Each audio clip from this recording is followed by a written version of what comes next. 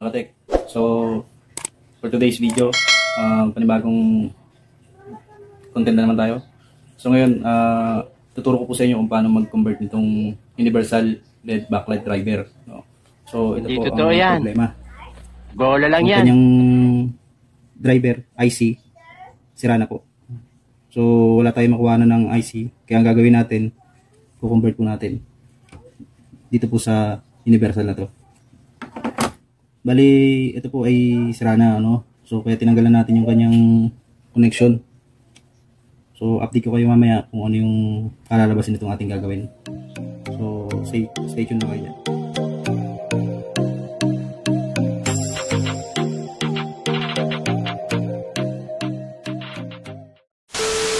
Okay mga katekno, so sa video ito, i-repair po natin itong ating Sony Barbia na 40 inches, no? So sa kasamaang palad po, wala po tayo makuha nitong kanyang IC, no?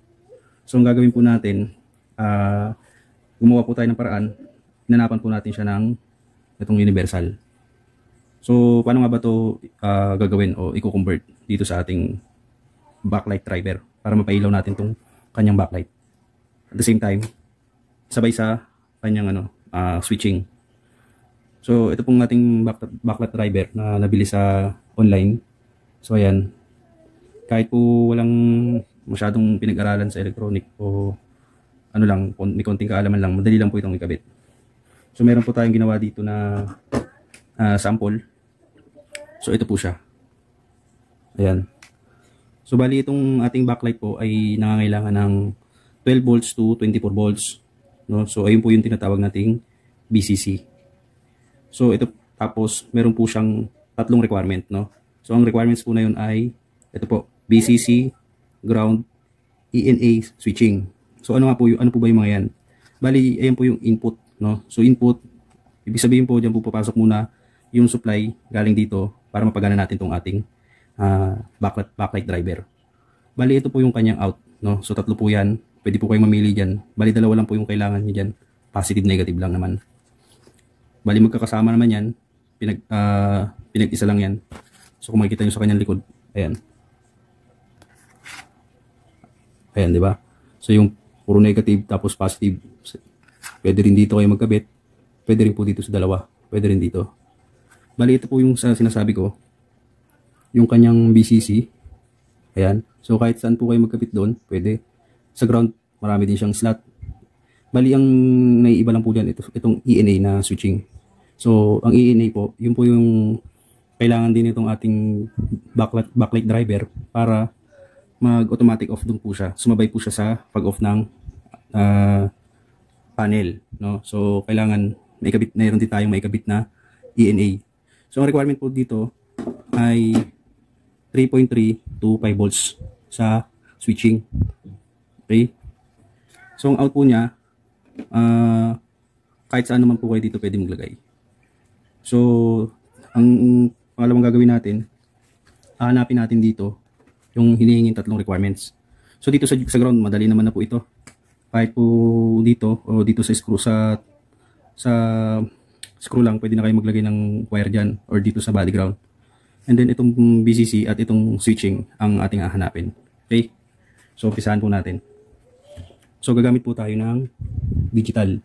So ang digital po natin nakaset sa voltage DC. Ayan po.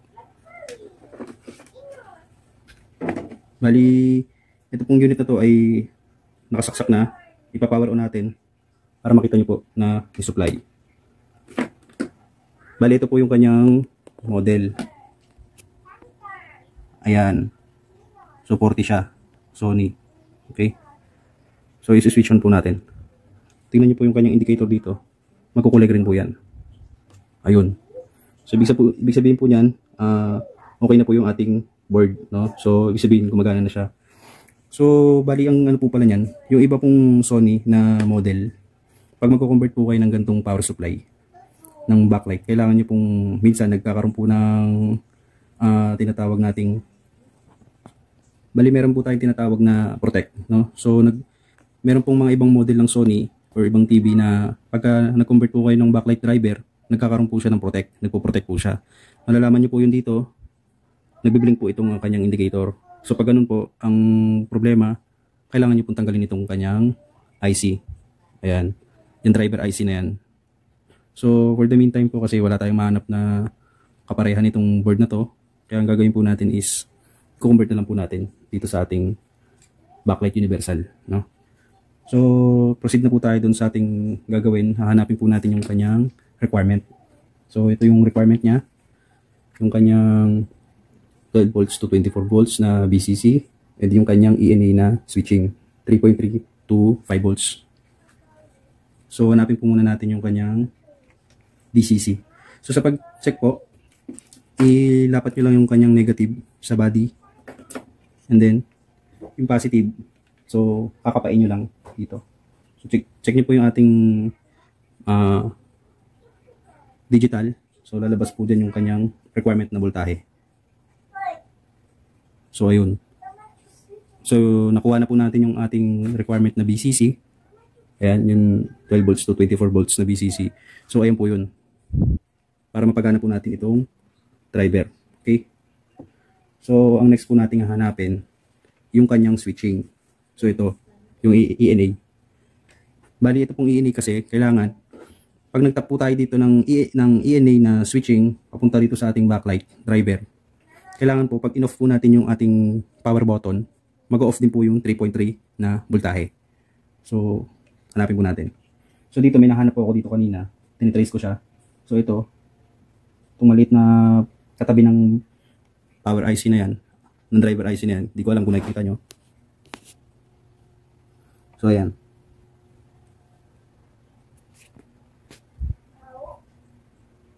Okay, so dito ko po siya nakita, no? Nakapako po siya dito. Kakapain nyo lang siya para mahanap nyo yung requirement na 3.3 volts.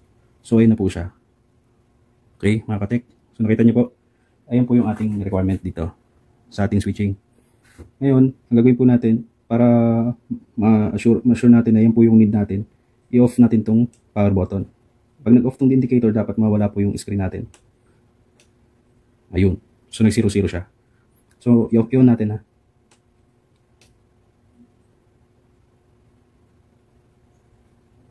Ayun. Medyo nagagalaw ko lang dun sa may point sa ating test prod. Pero okay po siya. Off natin. Okay? On natin.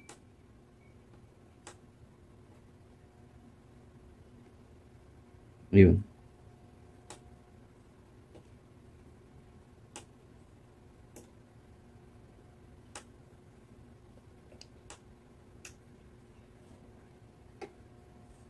Ayun.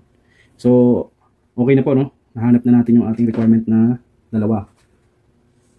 Bali tatlo kasi yung ground. So, body ground lang naman yan. Kahit saan nyo ilagay pwede. Kahit dito sa kanyang screw, walang problema. Okay, so, ihinang po muna natin. Lalagyan natin mga wirings. Update ko kayo mamaya. Papainitin lang natin itong ating soldering. Okay, so, balikan ko kayo. Okay, so, ayan mga katek. Nailagay na natin yung ating para sa BCC. So ito po yung para sa sa ground. So dito na lang natin ilalagay sa kilid ng screw. Okay. So ayan. Tapos itatap na natin siya dito sa ating driver.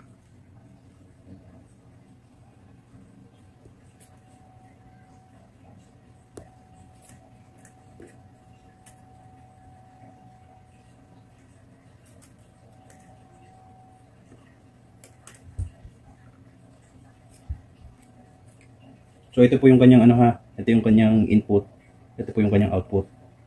Okay? So bali hindi na natin tinanggal yung kanyang driver IC dahil hindi naman po siya nagpo-protect, no? So okay naman po yung kanyang board. So yung ibang unit pag gano'n nagpo-protect, kailangan pong tanggalin itong kanyang driver IC. So ito hindi natin tatanggalin.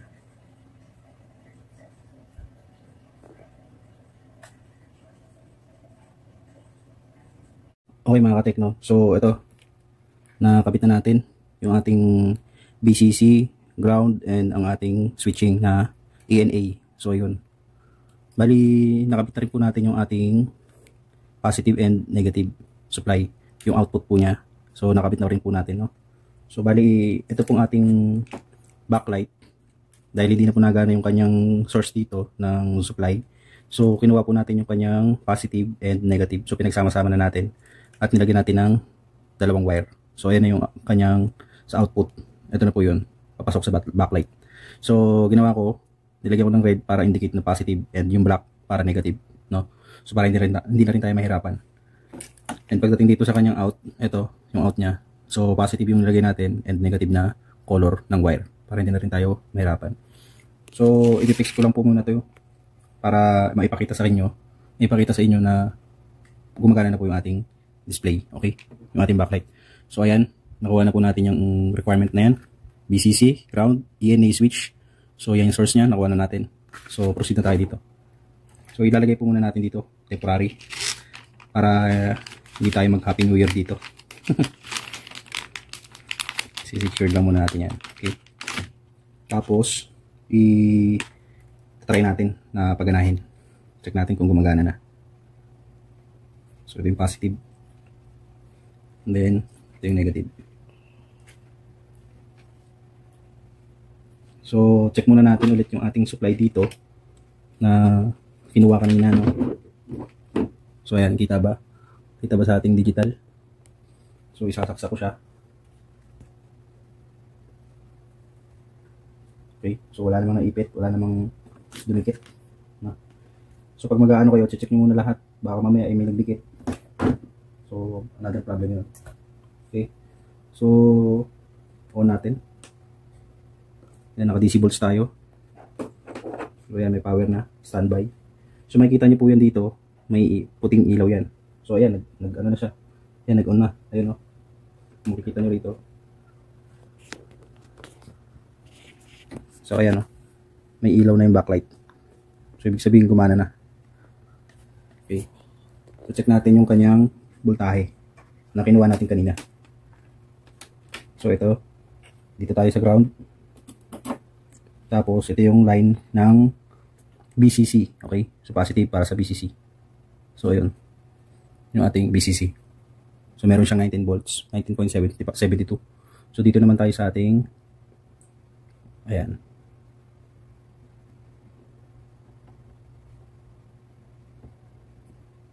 Ayun, so yung 3.2 na switching, okay? So isi-switch natin. So yun, nag-zero siya. Switch on natin. Ayun. So nagbuhay siya, no? So ibig sabihin okay na siya. Namatay.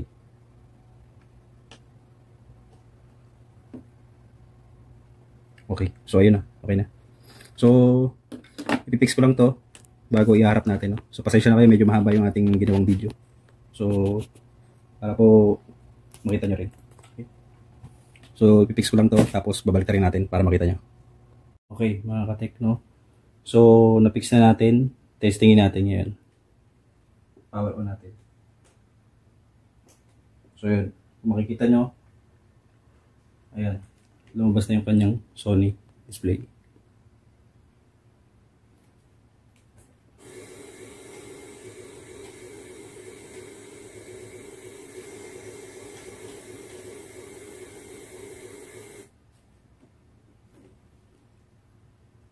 Okay, so ayan na.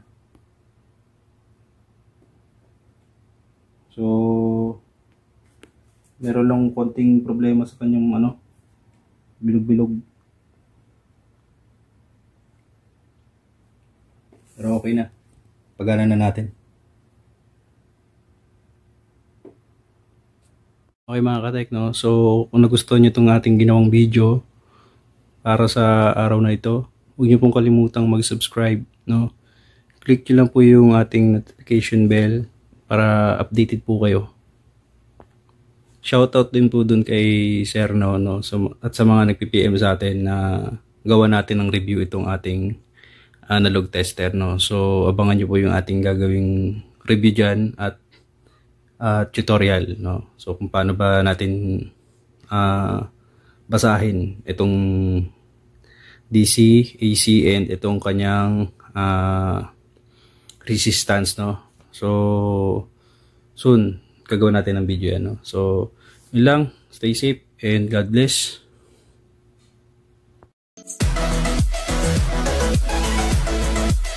po.